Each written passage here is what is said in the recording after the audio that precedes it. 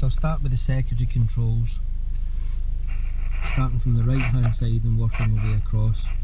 Over in the door panel you've got the 4 windows, front and rear, and they're configured the same way the seats are. So you've got front right, front left, rear right.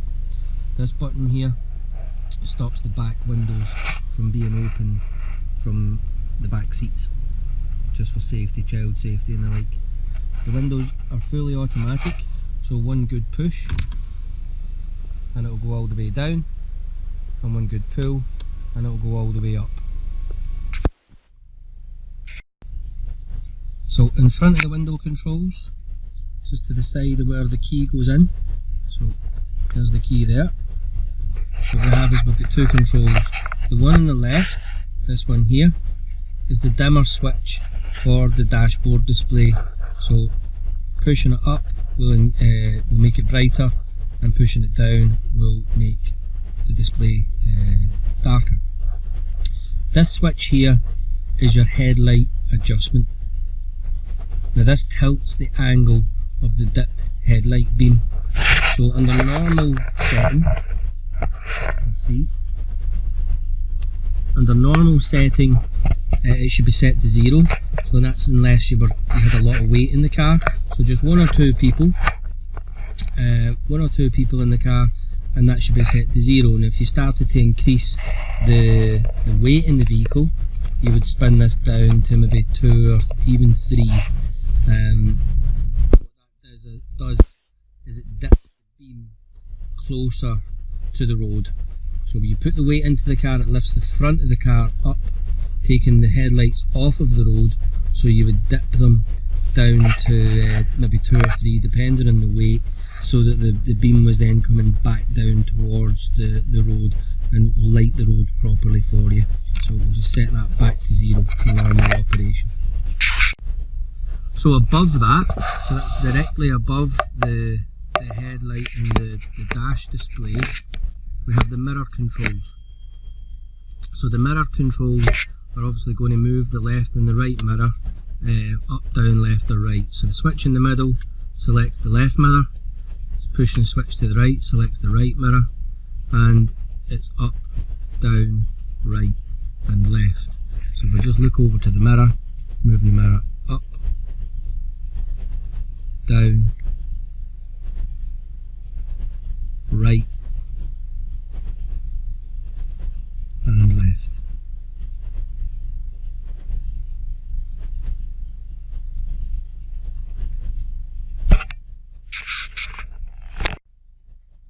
So now moving on to the wipers, just move the steering wheel, give it a clearer view. That's the wiper control there. This symbol, or shape of symbol, always relates to the front window. This shape, the rectangular shape, relates to the rear window. To wash the front windows, there's the symbol. So the front window with the washer, it looks like a little fountain. Arrows pointing towards me. I'll pull it towards me. That washes the front window.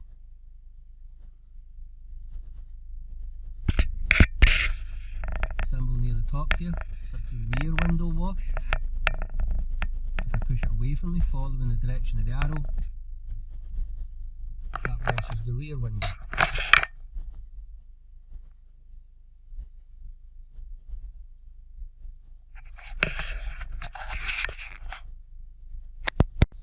So on the wipers, with a few different settings. It's currently set to 0, which is off. If I push it down once, that gives one wipe and the wiper's off. I'll just repeat that. So push it down once, one wipe and off. If I then bring it back to the next setting, that's the intermittent setting, this is the broken line, I can push it up once. So the wipers are now on a timer.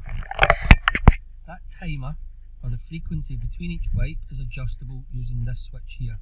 So again, wiper symbol, the broken line, that tells you that's for the intermittent setting.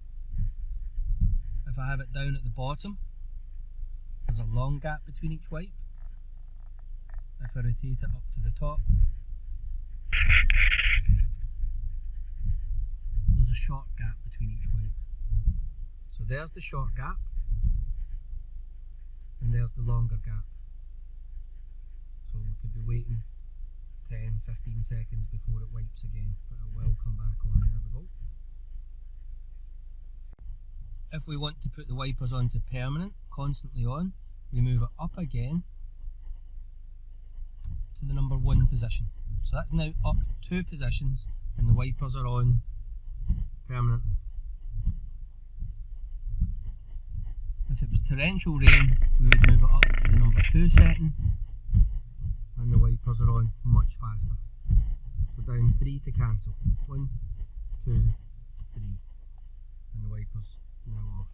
Back into the 0 position. If I want to put the rear wiper on intermittent, twist it up once, so it's now on intermittent, it's on a timer again. If I want to put them on permanently, I can twist again and that's now on the permanent setting. And then down to cancel. So now looking at the dashboard display, on the right hand side here you have the fuel gauge, the centre display is the speedometer, and then on the left hand side you have the rev counter. In the middle of the display it will tell you the amount of fuel that we have left. So it's currently reading 305 kilometres of fuel left. On the display at the top of the dash, it shows a few things. It shows the date, the time, shows the outside air temperature. It'll also tell you if a door's open.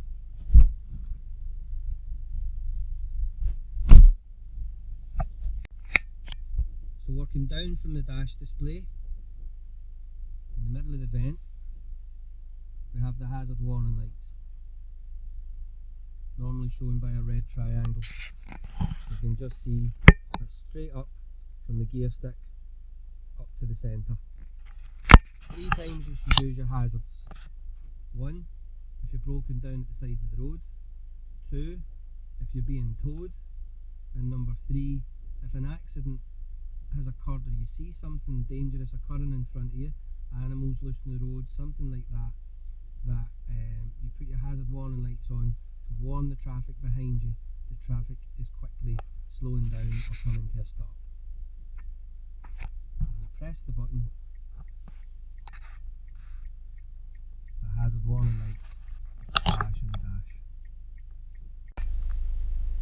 So dropping down below the screen, the button on the right here is the traction control off switch. Now what traction control does is it cuts the power to one of the drive wheels. So in this car the front wheels are the drive wheels. If one of those wheels or both of those wheels in actual fact started to slip, let's say on gravel, on ice, on a wet road or on a mucky road, the traction control would cut the power to that wheel or wheels, helping you keep control of the car. It can be turned off by pressing and holding the button.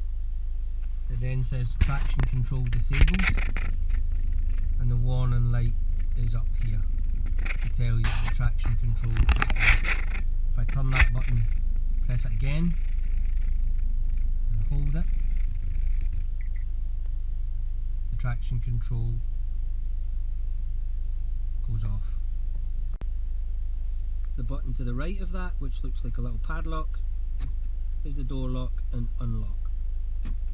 Over to the lights, just to the left of the steering wheel. There are 4 settings: off, side lights, dipped headlights, and auto, which is currently set to. So when it's set to auto, once it starts to get dark, the lights will go on automatically themselves. To use them manually, turn down, the 0 is off. Twist it up once for the side lights. Twist it up again are your dipped headlights. And these two green lights show you that the headlights are now on. If I push the stick forward, it then changes. You see the blue one on, changes to the full beam. I pull that back towards me to turn them off. If I needed to flash the lights at someone, I can pull it towards me and that flashes the lights. If I need to use the fog lights, the fog lights should only be used when visibility is 100 metres or less. I turn the dipped headlights on, twist it up once, which gives me the front fog light. If you look at the symbol, the little D, I suppose it looks like, the squiggly line is to the left of it, so therefore the fog is before the light. That's your front fog light. If I twist it up again, it turns on the rear fog light, so the squiggly line is after the light. That's your rear fog light. To turn the rear fog light off, twist it up, and to turn the front fog light off, twist it down. So just to go over to the display, front fog light on, rear fog light on, twisting up to turn the rear fog light off, and down to turn the front fog light off. The horn.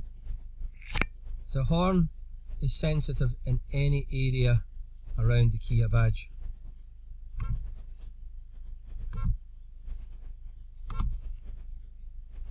The horn should be used to warn other people of your presence in a dangerous situation. It's not used to chastise someone or give them into trouble. Do press it if you think someone will benefit from it.